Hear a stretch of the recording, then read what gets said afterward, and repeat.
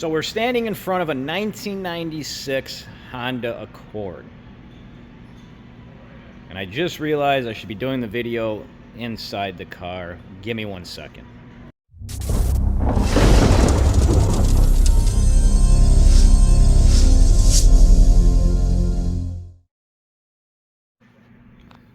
Okay, this is how I should have started the video.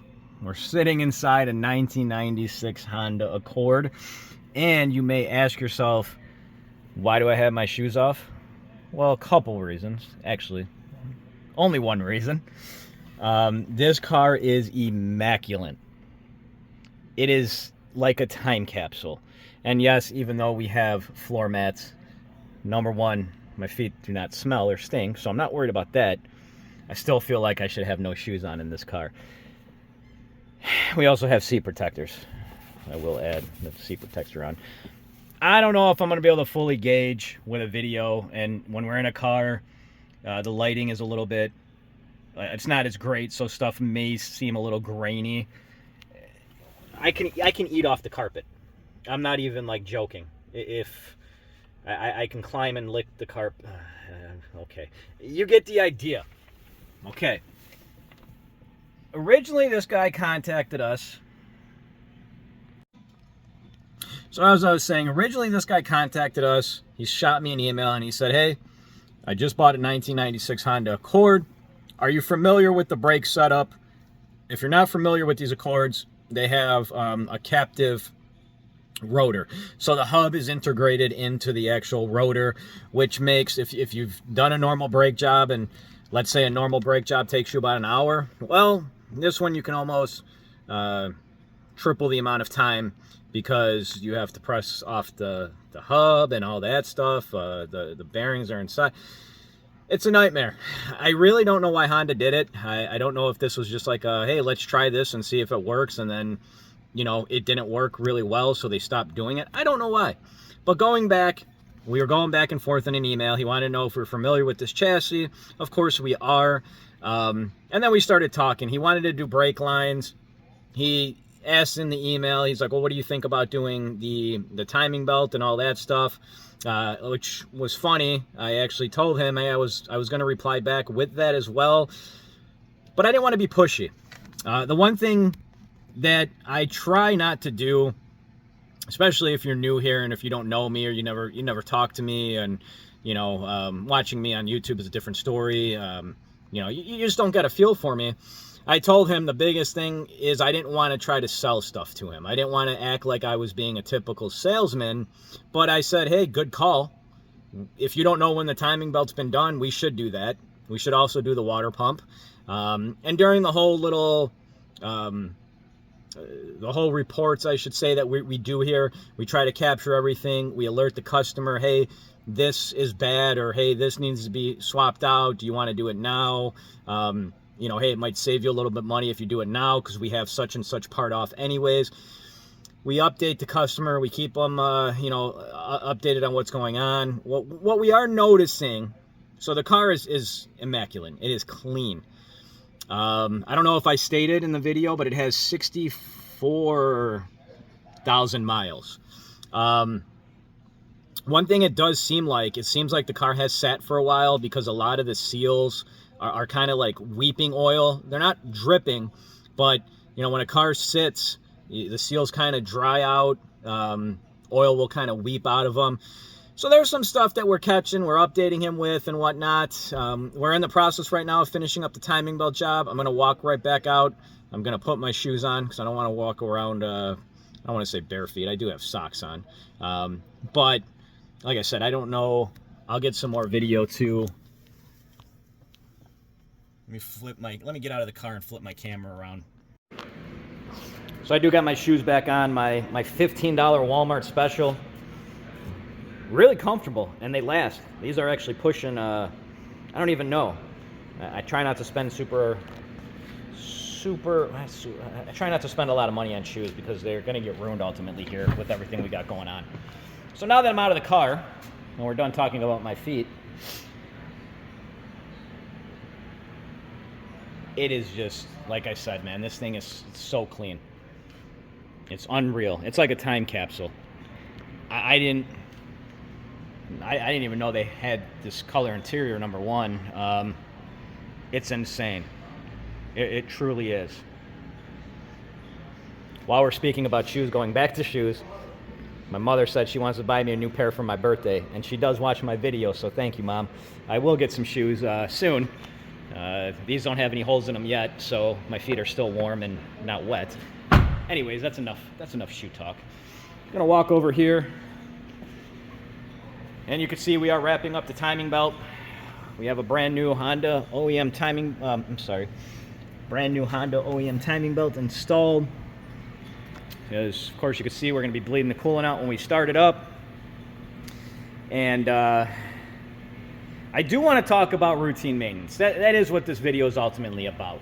Routine maintenance, something that is not fun, something that is not fun to document, something that is not fun to spend your money on, but it's something that should be done because it's going to save you in the long run. And of course, we're talking about this car in general right now because it's a timing belt. But you have to foresee the future. You have to look ahead. Now, I understand why some guys don't want to spend money on maintenance. Your car is doing good. Why spend the money? Well, you have to remember and you have to consider what's going to happen if the timing belt fails. Well, you could need a new motor afterwards, or you could get lucky. Maybe some valves, maybe nothing got touched and starts right back up, or maybe some of the valves kissed the piston and now you have a cylinder that's not holding compression anymore and you got a misfire and now you got to rebuild the cylinder head. But what I want you guys to think and kind of take into consideration here. We're talking about a timing belt. That's a major thing, right? But let's just talk about brakes and rotors. We had a job come in last week that the guy waited so long to do the brake pads. He waited so long to do the brake pads that there was no more brake pad even on the actual the pad itself, the shim, whatever you want to call it. The caliper was actually stopping the rotor. Now, I do forget to insert pictures. If I do have that picture still, I will try to remember to insert it. But literally, it was the caliper that was stopping the car. Now, you have to take in consideration that now it's not a typical brake job. And keeping in mind, a new caliper is not a crazy amount of money. It's not a brand new engine amount of money. But on top of the caliper, what happens now that we have to put a new caliper on and we're going to have to bleed that caliper out? In that instance, since that caliper was overextended, the fluid in the master cylinder dropped below a certain point. So we're already expecting, hey, on top of that one caliper, we might have to bleed every other brake caliper out. Well, if you're not familiar with the Midwest, we deal with rust, corrosion, all that BS stuff. So let's say we move to another caliper. That bleeder screw is seized. Now you need another caliper. Let's say we move to the other caliper. We go to bleed it out. It doesn't want to bleed. Or let's not go crazy. Let's go back to the second caliper. Let's say that second caliper replace. Well, the brake line, as we were taking it off, you got the rubber line to the caliper, and then you got the hard line that's on the chassis. Let's say that hard line is so rusted that it just broke. So now we're dealing with a brake job that could have been handled easily and simple if you stay on top of your maintenance, where you just need brakes and rotors. Now we're talking about a whole new brake line. And it adds up, and it adds up. And a lot of people, I think, do not see this for whatever reason. Either they don't want to spend the extra amount of money, they're tight on money, or, hey, my car's running good, why do that stuff? Give me 1 second here. Okay, sorry, I felt like the camera was a little shaky, so I wanted to get it on a tripod. I think what I'm trying to ultimately say is you have to predict what's going to happen or what can happen if you don't do the proper maintenance. So I talked about a timing belt, and then I talked about brakes and a brake caliper, but it goes for everything. And here, we're pretty much divided here, where 50% of the stuff we do is routine maintenance. The other 50% of the stuff we do is high performance stuff. It's dyno stuff. It's dyno tuning. It's custom fabrication. You know, the general maintenance, and I've said it before in my dyno videos, it goes a long way too. If you're building a car, let's say your first turbo setup, to do the distributor cap, even though it starts and runs, I mean, let's face it, some of these distributor caps on some of these cars look like they're 10, 15, 20 years old. And ultimately, you're trying to push that setup, if we're talking about tuning, you're trying to push it and get the most performance out of it, but yet you have setbacks because you're not spending a little bit of extra money to make sure everything is fine.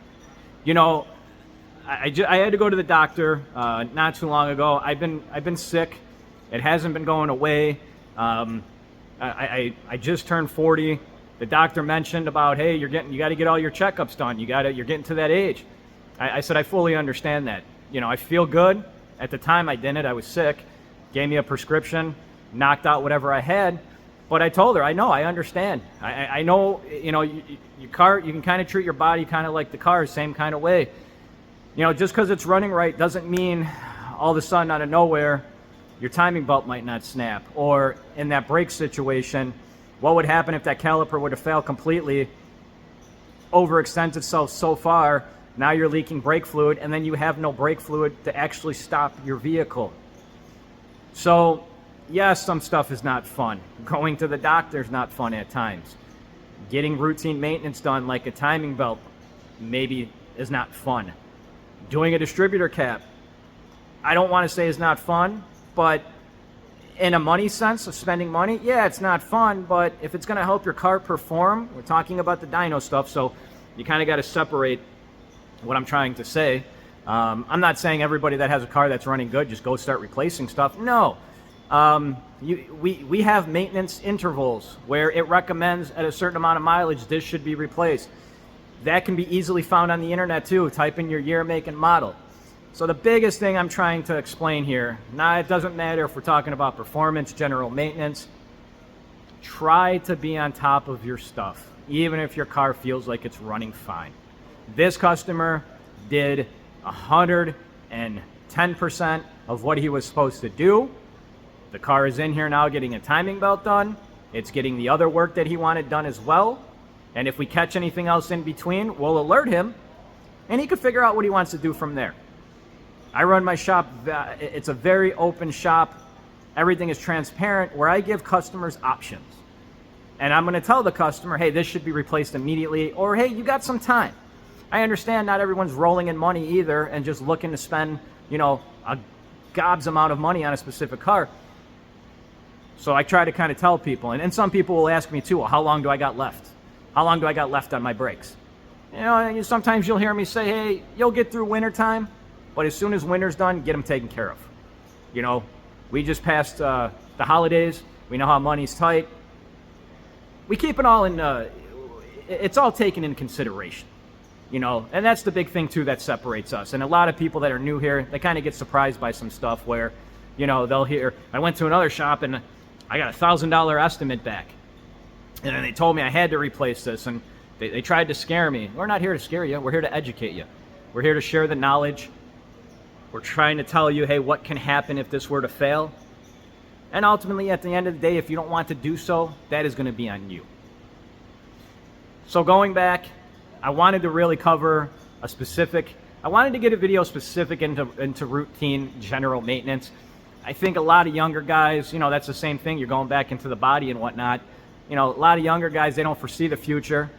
Maybe they're doing some stuff that they shouldn't be doing too, as far as, you know, maybe drinking, you know, too much alcohol or, you know, whatever other stuff goes. I don't care about that. We're not playing that part of the video. But what I'm saying is, as you get a little bit older, you know, you get a little bit more, hey, maybe I should do this. Maybe I should do that. Car's running great now, but, you know, I bought the car 3 years ago. The old owner didn't know when the timing belt was ever replaced. He owned it for 10 years. So now you're 13 years where you got an old timing belt still. You get what I'm trying to say here? So that's about it. I wanted to cover this car. I'm going to walk around really quick a little bit more, show it to you guys, because I'm still blown away how clean it is. And ultimately, we're going to finish it up and go from there. So hopefully you take what I'm saying into heart and kind of really think about it. You know, just give it a general idea. And like I said, the service intervals, the schedules, you can go on Google, type your car, you'll find some stuff. If you can't find some stuff, reach out to us, we can help you. Or if it's one of those things too, you're local, hey, I want to know if this should be done. I want to come to you, but let me know what needs to be done in a sense. We'll help you out. That's what we're here for. That's where I started this company, you know, 24 years ago. I'm getting old, I'm trying to remember here. I'm just joking. 24 years ago, and I had a different mindset than most people when they open up a business. Not only was it to treat everybody how they wanted to be treated, but it's also to treat everybody how I would want to be treated in a sense with my money. And, you know, if you've been to a place or you get a typical salesman, then you know what I'm talking about. It's all about them trying to sell, and ram it down your throat. We're definitely not about that here. We're here to educate, spread our knowledge, and give you options of what to do. So, and what I hear a lot too, some people are scared to come and talk. Some people, you know, I went to another shop, I got treated, you know, poorly because I own I own this vehicle and they looked down upon me. Or I've heard this I've heard this more than once, more than I'd like to say. I was going to say, we have females that come in and, you know, I went to another shop and they took advantage of me because I was a female. That should never happen. I don't care. I know I can see the viewers and whatnot. We got like 1% of females, but I can say, man, you know, I got 2 daughters, and as they're getting older, I would never ever want them to be treated like that. Not even in the automotive world. I'm talking about any world, and nobody should be treated like that. Nobody should be taken advantage of. Hopefully you get what I'm saying. I can keep on going, but we're going to keep it where we want to keep it at this video. So hopefully you enjoyed. It's a little dirty from being outside, but I'm saying, man, this thing is clean.